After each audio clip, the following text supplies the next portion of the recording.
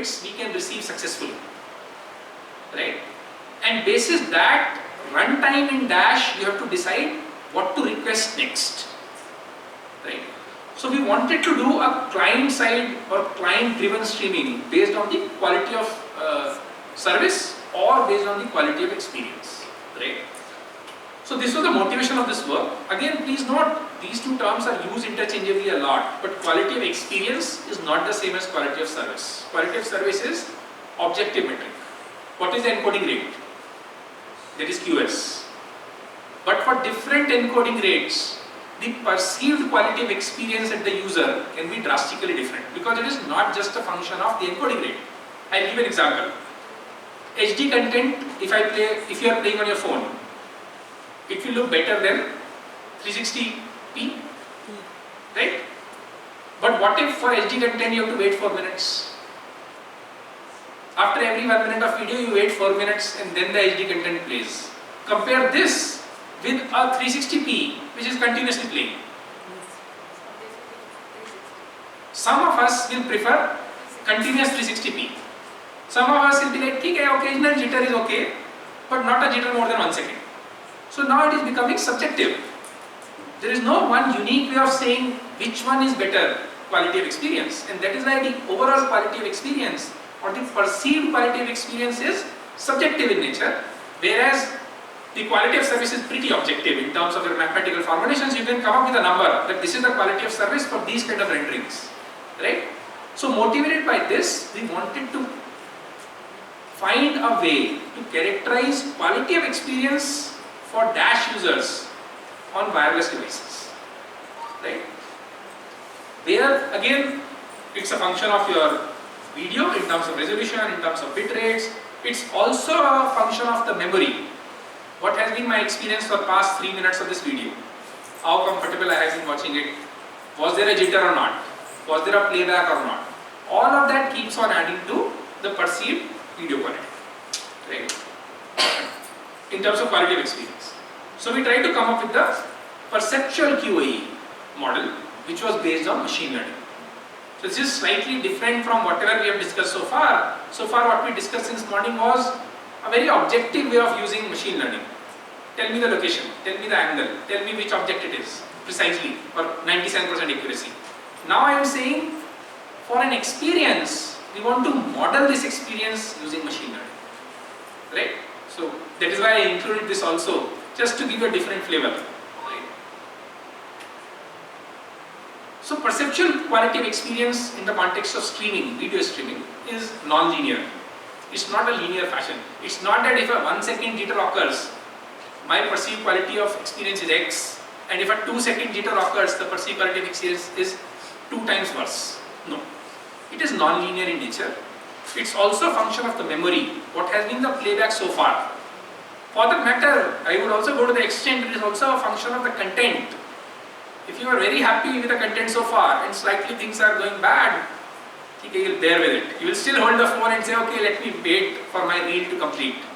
If the content was bad and it starts going into the rebuffering mode, when you will say, anyway it was a bad video, what's the point? Why do it?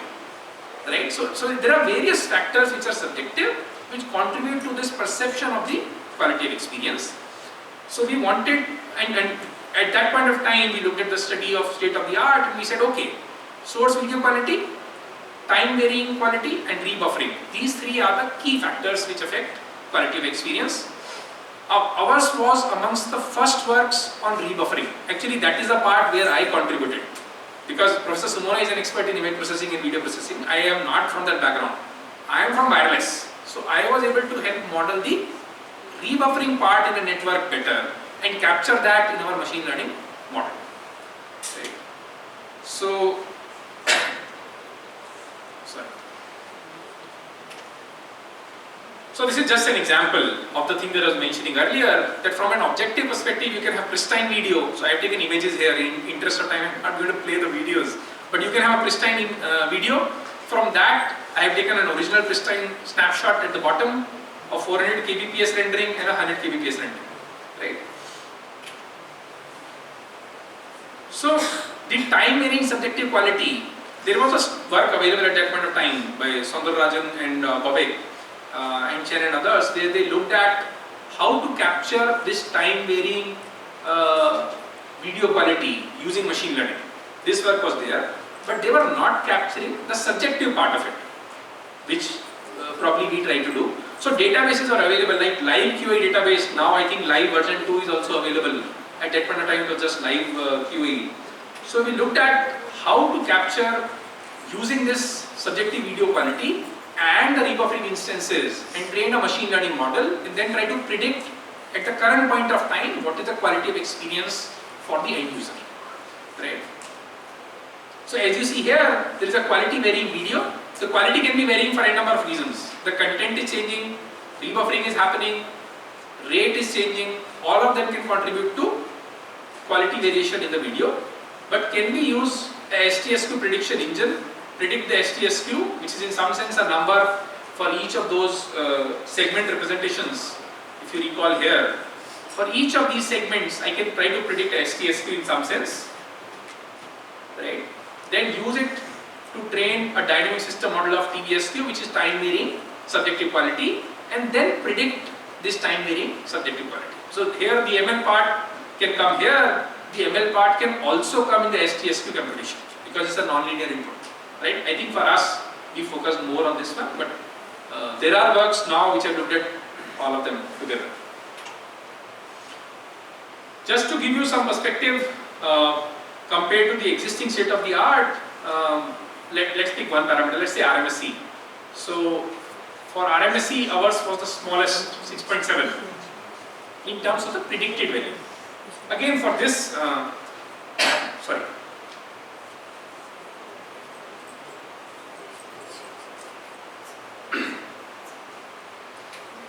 Again for this kind of studies, we need to have some ground truth. Otherwise, how to know what is the perceived quality? It is subjective. So what we did was, we used the existing databases like live, where what they have done is they have taken subjects who are shown videos, pristine videos, videos with some distortions, and then they have collected opinion scores. You rate this experience on a scale of 0 to 10 or a scale of 1 to 5. Same thing we did in our campus also, like Dr. Nagushan, because this was part of his thesis work. He created a study on campus where our students and folks participated, and we introduced the rebuffering instance, for example. Artificially we introduced a rebuffering instance. The modeling of the rebuffering was done as per typical, let's say, cellular network. So given a traditional cellular network, what kind of rebuffering instances may occur, how many frequencies may occur, what durations they may occur, we inserted those manually into video playback and then played these videos to end users, asked them to rate. Now with this different rebuffering instance, what is your experience? You rate your experience. So we collected our own data. This is available in open source domain. You can check, I think Professor Maulana homepage has this. And with that number as the ground truth, now we want to predict that number through a machine learning model. Can we train a machine learning model to predict this so that I collect the data for 100 users? Can I predict it for 101th user? Runtime. Because runtime I need this information to update my dash client and fetch the next segment accordingly. So we were able to do this, and so that is where the RMSE comes from. So I explained all this to motivate. The error is with respect to the ground truth. So we were getting 6.7% error with respect to the ground truth from the actual labels collected from a study with participants, human participants. So again, with time, this quality varies, as you see here, right? The quality is varying with time. So it's not just at the end of the video the user has to rate. For the matter, we created a slider app. If you are feeling good about the video content being played, you give higher rating.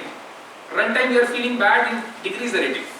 And then we can, obviously this is a normalized version on a scale of 0 to 100, but we can take an analog input from the users, and users have to be trained also. It's not that you can just sit and start rating.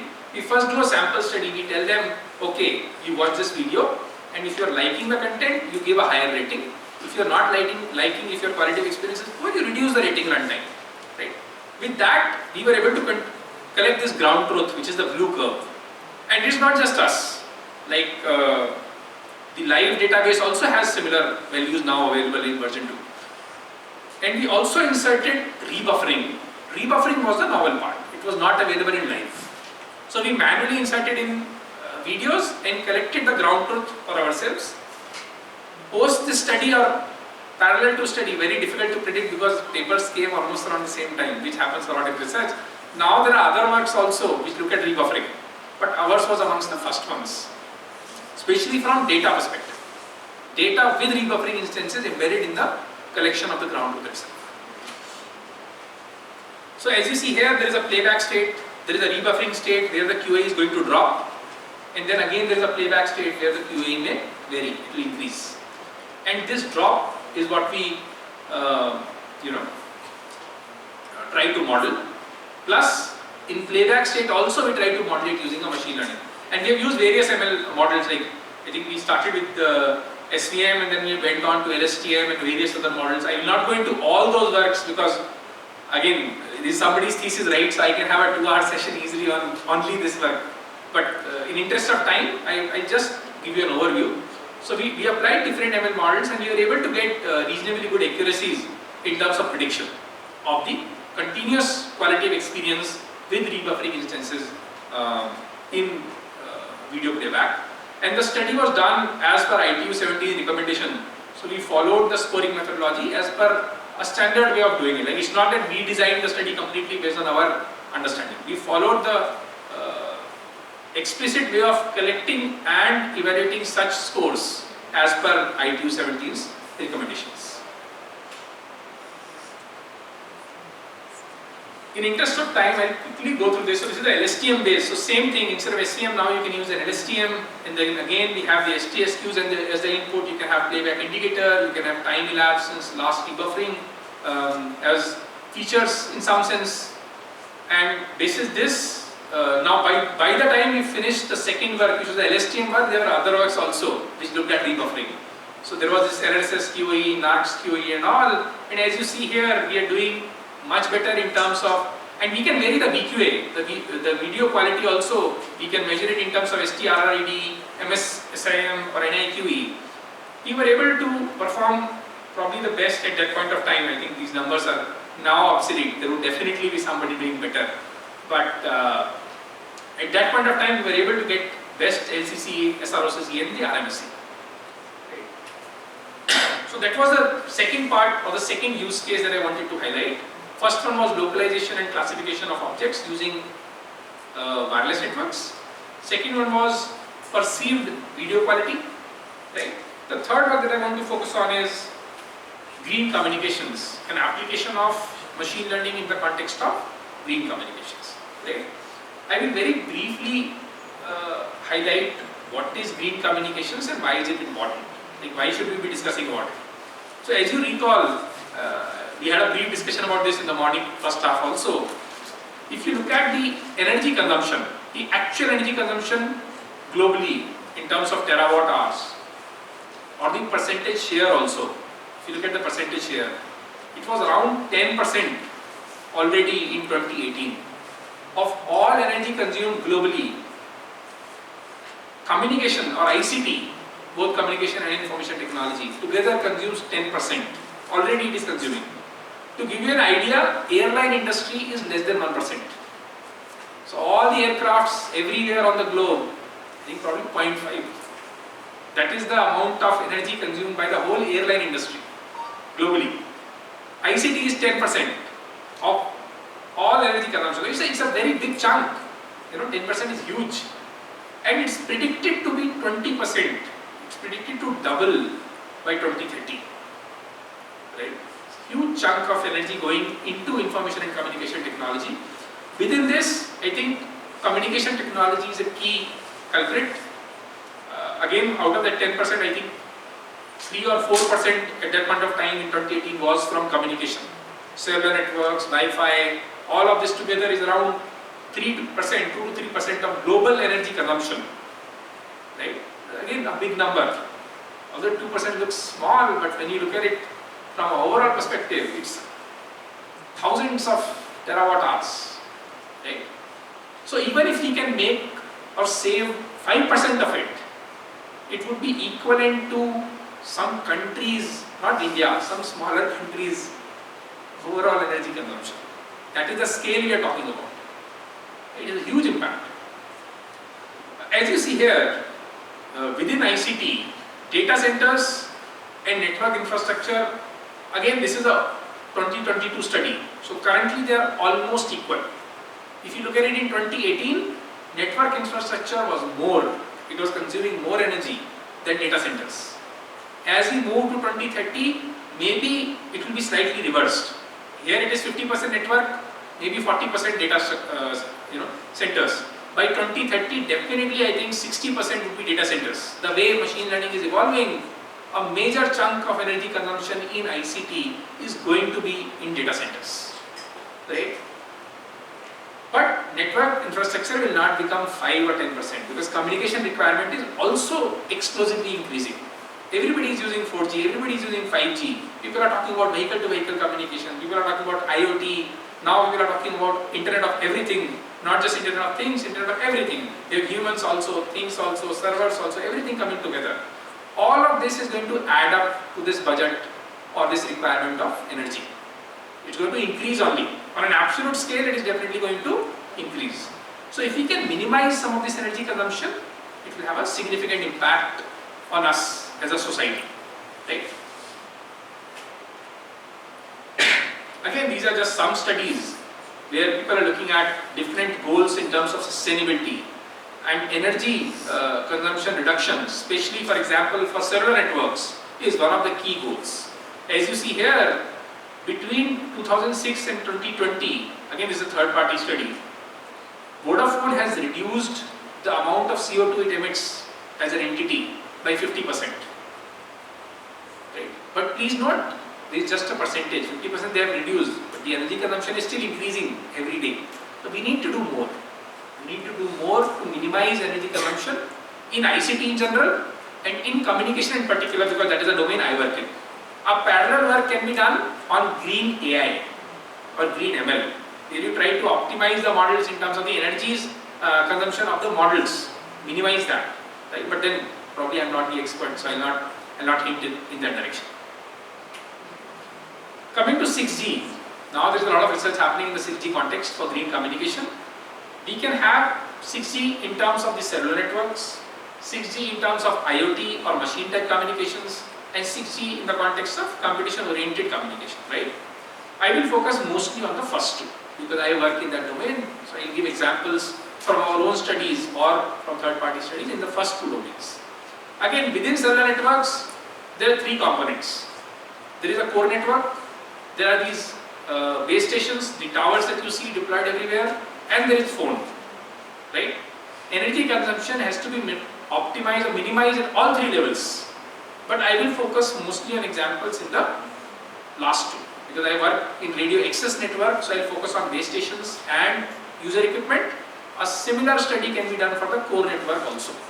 Right? Again, machine type communications, it can be from an UAV perspective or a drone perspective, it can be perspective in terms of IoT or Internet of Things. I will try to give a couple of examples there just to motivate them as potential research areas.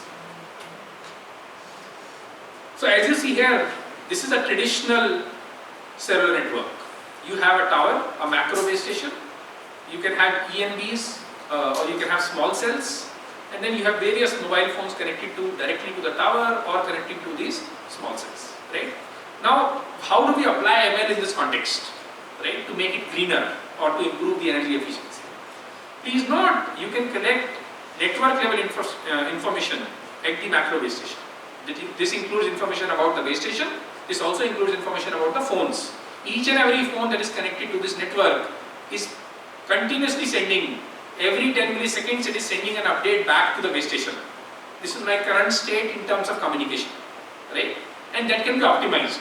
I'll explain briefly at least one of those optimizations. So because this data is available, we can use this data to train ML models, predict the future state of this network, and then optimize it to achieve the objective of higher energy efficiency. You can change the objective. You can also say, no, I want to achieve more data rate. That can also be done. There is a huge class of work which is applying machine learning models to enhance data rates. There is another class of work which is applying ML to reduce latency. for ultra reliable, low latency communication, right? But for us, the example I am taking is for green communications. For example, again this is one joint work with Dr. Garima. She is a faculty now.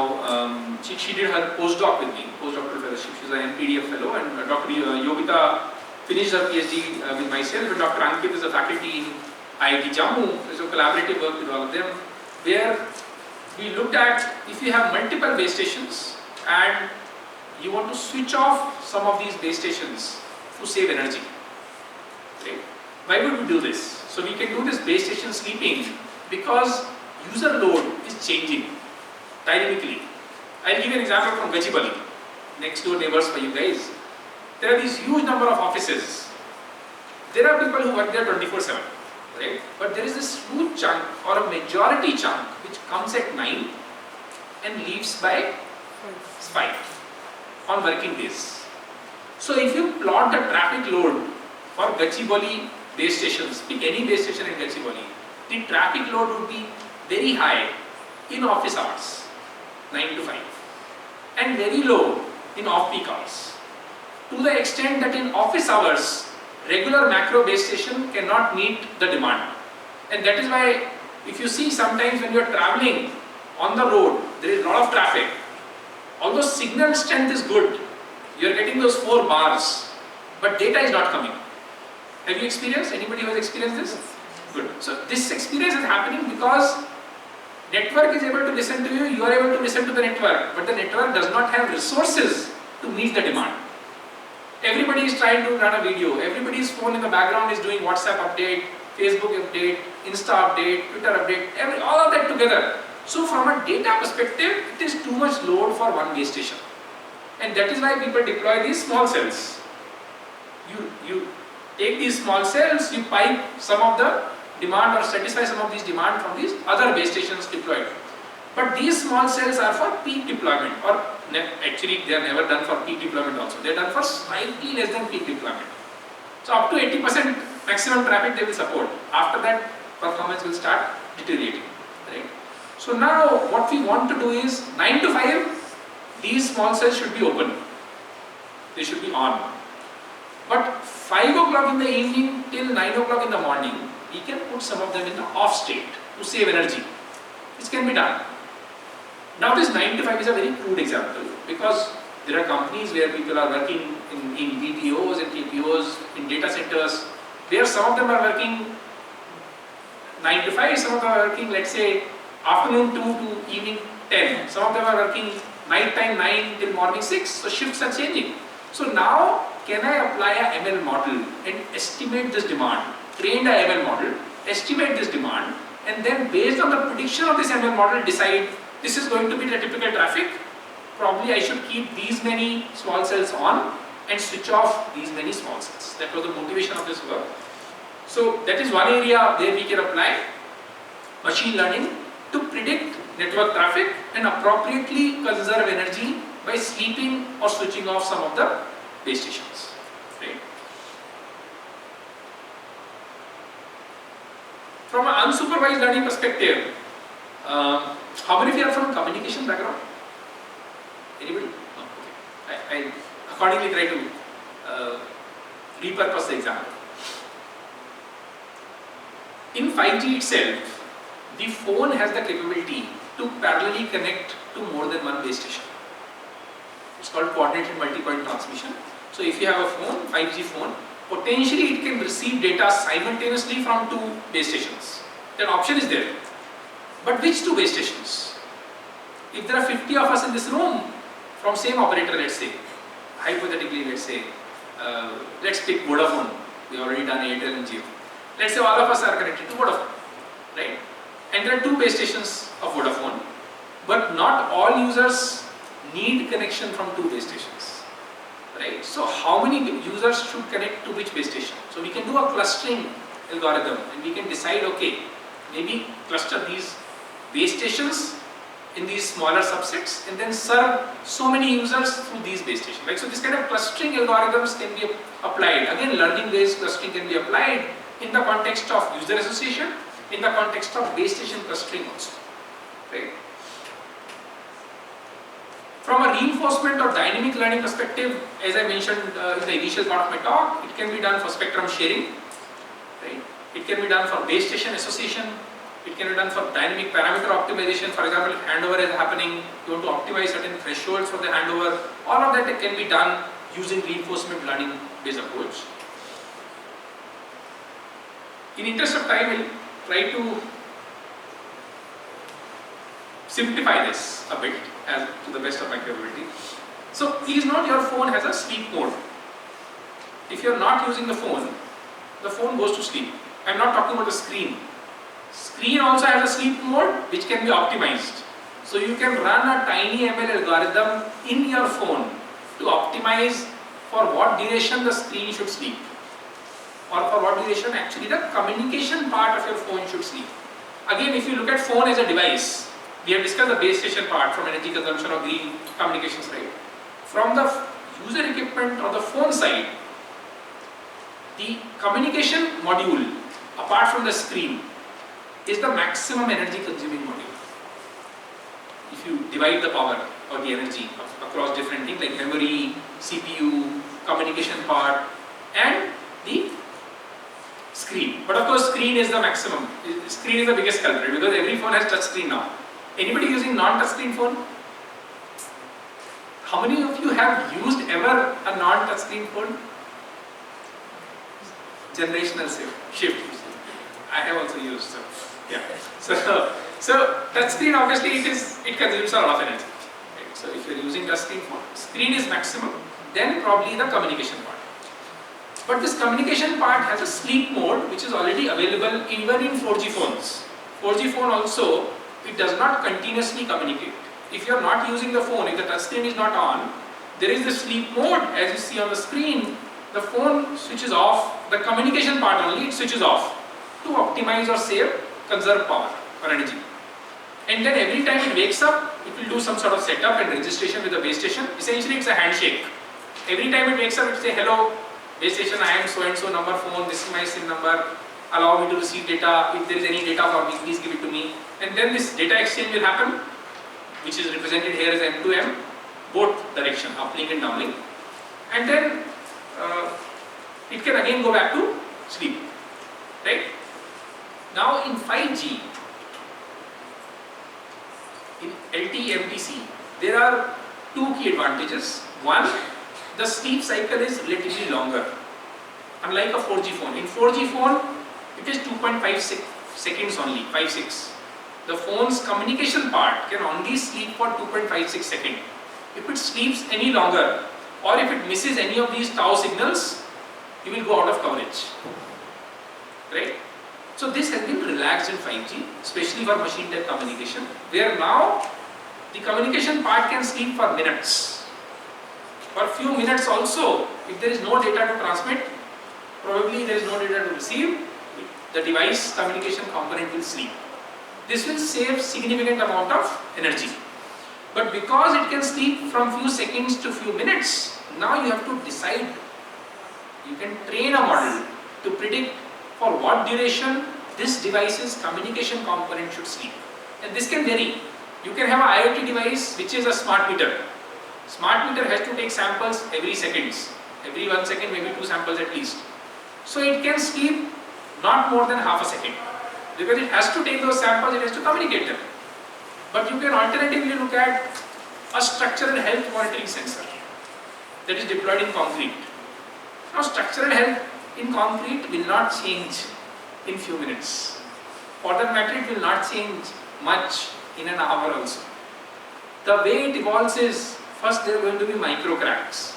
Those micro cracks over a period of days will become larger and larger, and then some of them may become actual visibly observable cracks. So we have to raise an alarm when a micro crack is of certain size and form factor. And this evolution happens over a much larger time scale. So for sensors which are deployed for concrete sensing, we can use this kind of an optimization. So now runtime based on the use case, based on the application, we can optimize this cycle of how much the communication infrastructure should sleep and how much it should be awake. Again, in interest of time, I will not go into the actual algorithms. They are more communication in nature than machine learning. So So I'll skip this part. Uh,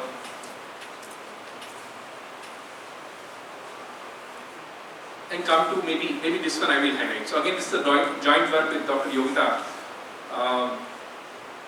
Please note, in any cellular network, when users are connecting to the network, there is certain amount of data you are uploading. You are recording a video, uploading on WhatsApp, recording a video, doing a live chat. There is a certain amount of data you are downloading, right? And this upload and download content or amount of data for every user changes runtime. Sometimes you have more uplink data, sometimes you have more downlink data. And this can vary across users. For one base station, you can have 100 to 500 users. So the overall uplink amount of data and downlink amount of data is dynamically changing. Please note, your base station can either send data in a 1 millisecond slot, sorry, or it can receive data. It cannot do both. The technology is called full duplex. Current 5G is not full duplex. It's half duplex.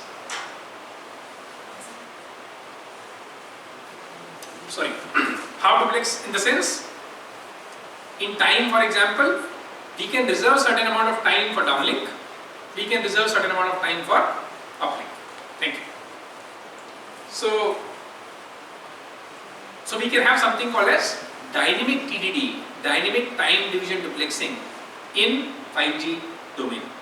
What does this mean is, dynamically for every 10 milliseconds, I can have 10, let's say, subframes or 10 resource blocks. I can choose out of 10, 4 are going to be for downlink, 6 are going to be for the uplink. Please note, although I showed you a matrix, if you recall, there was a matrix with reference signals for 5G. In that matrix, although there are multiple smaller units, 1000 small units, we can't have, maybe let me quickly go to it just to illustrate this example.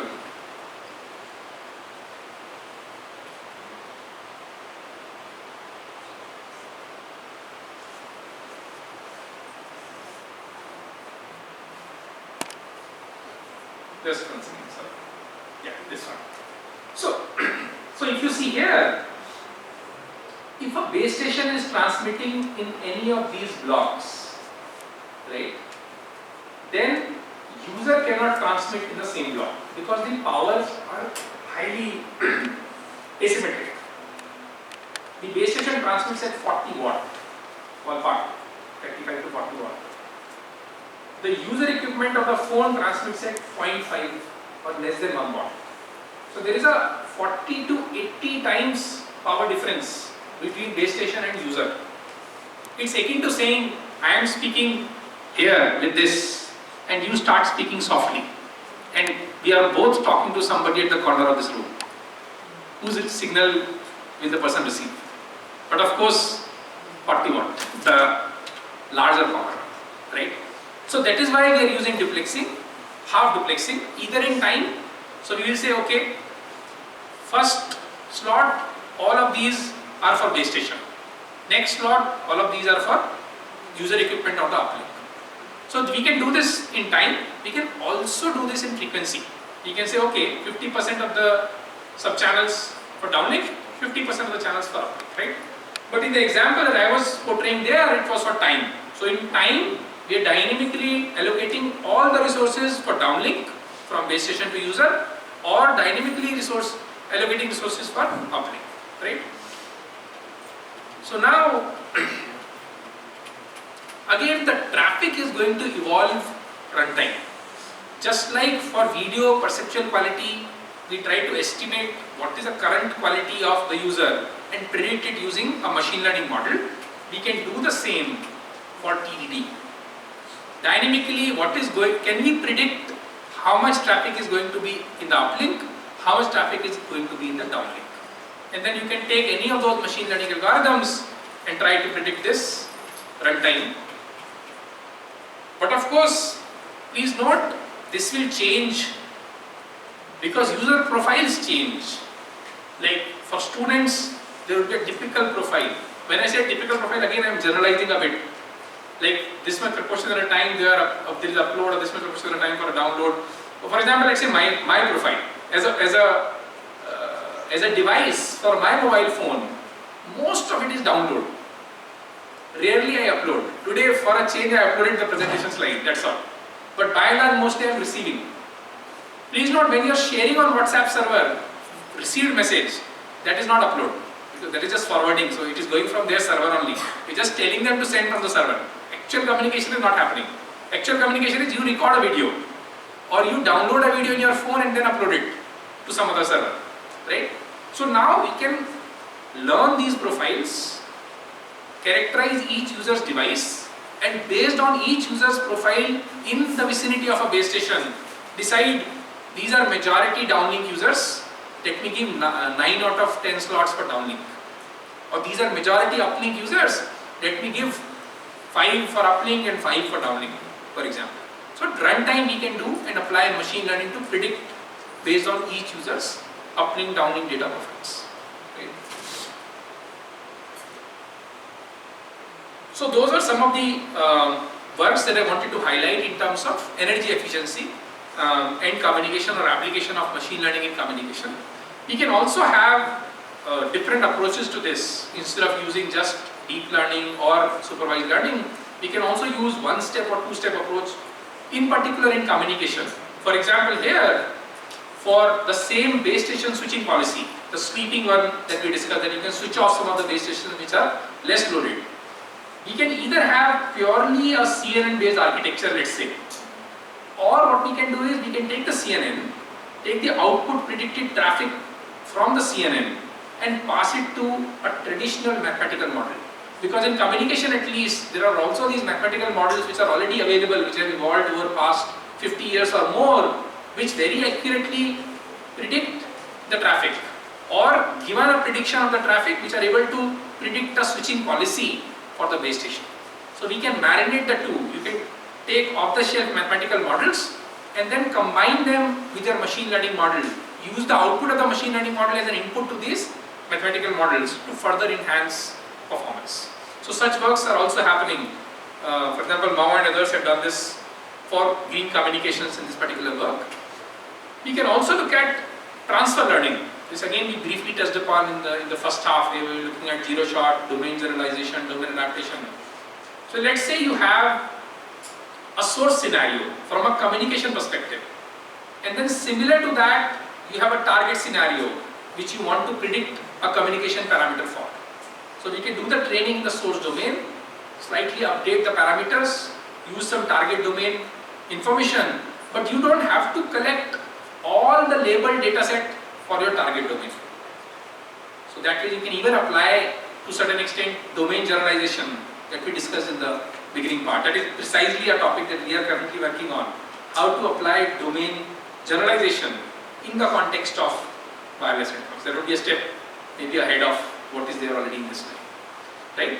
Those are some of the topics that I wanted to discuss. Again, because it was recent trends, challenges and opportunities kind of topic. So I have tried to give a mix of trends, a mix of use cases, within each use case, a mix of various kinds of ML models that you can apply. Please feel free to connect with me. I will be sharing my email also. You can just Google my name, it comes first. Search probably if you type Abhinav Kumar IIT-H, hopefully you can get my contact information there also. Coming to federated learning, again an example. I think we have already discussed this in the morning half. In the interest of time, I will quickly just summarize this. So you can do a training at the edge, offload that information in the cloud, update the data, and then pass on that information to your edge devices where you can run your federated learning algorithm. Right? Again, for each of these topics, I have taken in past separate sessions. So if any of you is interested, and we are working actively on them. So if you are interested in any of them, please do let me know. For all the talks that I go to, I champion my department. Mostly I champion electrical engineering because that is my core department. But I also am associated with the AI department at IIT Hyderabad. But I will be focusing more on this because this is my parent department in some sense. So currently we have around 22 faculty members. We work in diverse areas like communication, signal processing and learning, power electronics and power systems, systems and control, microelectronics and DLSI. We are running BTech, MTech and PhD program. We have around 500 plus students. More than 50% of our students are graduate students. Amongst the graduate students, more than 50% are PhD students. That is one of the motivations of showcasing this slide. We are a research-driven department.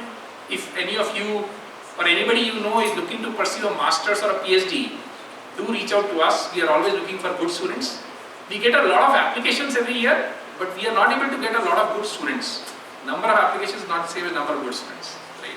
So we get around 600 applications for the PhD program. Maybe a similar number for the masters, 2-year and 3-year. We also have a 3-year master's program. Any undergraduates in this group? No, right?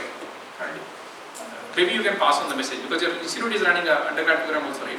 You can pass on the message. So we have a 3-year master's program which is typically funded through projects.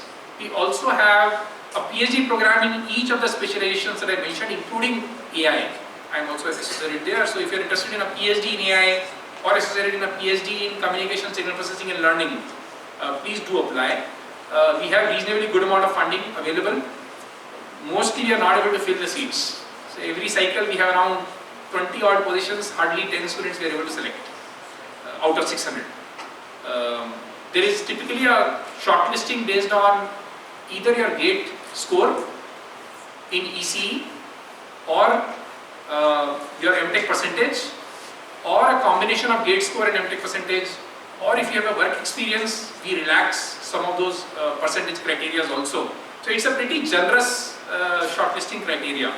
So if you have a master's or even if you have a BTech, we do encourage students to apply directly after BTech also, as long as you have a valid GATE score.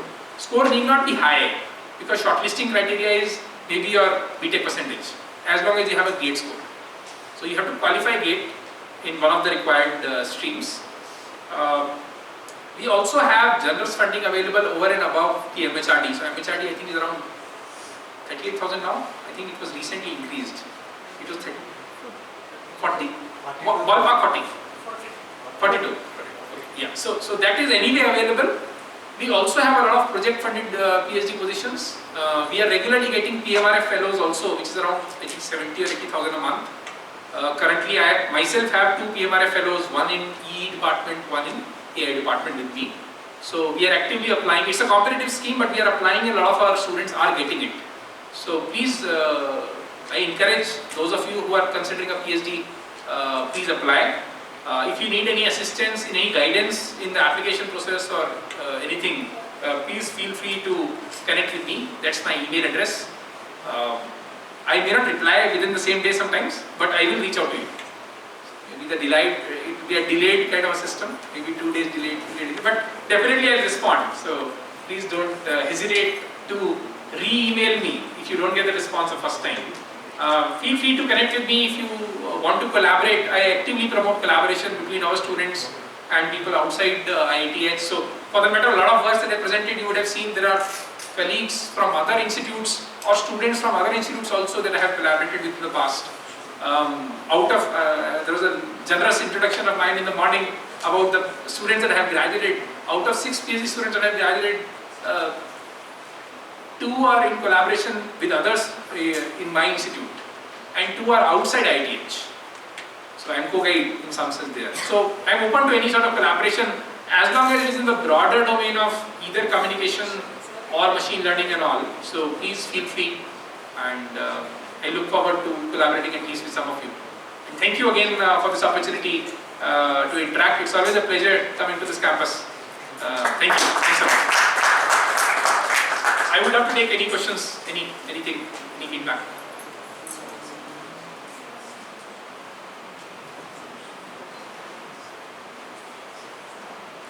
We also have short-term visiting opportunities as a student, especially for grad students. So if your institute allows, I don't know how that works out, but if you want to visit and work with us for 6 months, 1 year, if you want to do your thesis project in collaboration with us, that option is also there. I encourage you to discuss with your guides, because I think most of you are grad students. So your guide's approval is most important for any of these. Please reach out to your guide. If there is an opportunity, let me know. We'll explore something. Sure. Anything you would like to ask from the presentation?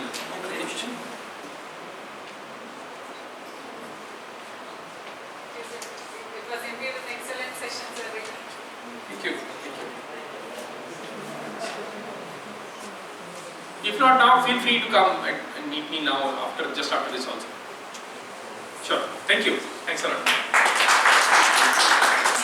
Also, please feel free to take the slides. Yes, Don't share outside the group because I don't own a lot of that content. I have cited them, but still, I don't have the copyright for them. So, please limit to this group for academic use only. Thank you. Thank you.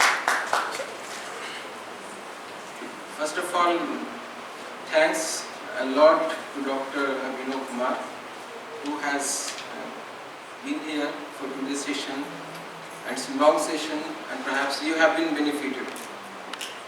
Due to some assignments, I was on and off, but still I missed this opportunity. But anyways, you have not. So I hope all of you have enjoyed the session. Yes. Yes. I'm not getting your voice. Yes. Yes, sir. So, Excellent session, sir. Excellent session, right. So perhaps it was an excellent session, and again I am very much thankful to Dr. Abhinav. He has come all together here and given a long session to describe the things, and it will be beneficial for you, and he has given a lot of things to you. Not in session only, he has given so much opportunities that you can exploit in terms of your internship, in terms of the collaboration, in terms of your, like what you can say, short-term training and something like that. So we hope that this will be a long collaboration with us, and he has been associated with us, and if anyone is interested, please feel free to reach him, reach us, and we can have certain kind of collaboration on certain topic, on certain issues for submission. So thanks for your patient listening, and thank you again, Dr. Abhinav, for this wonderful session. Thanks for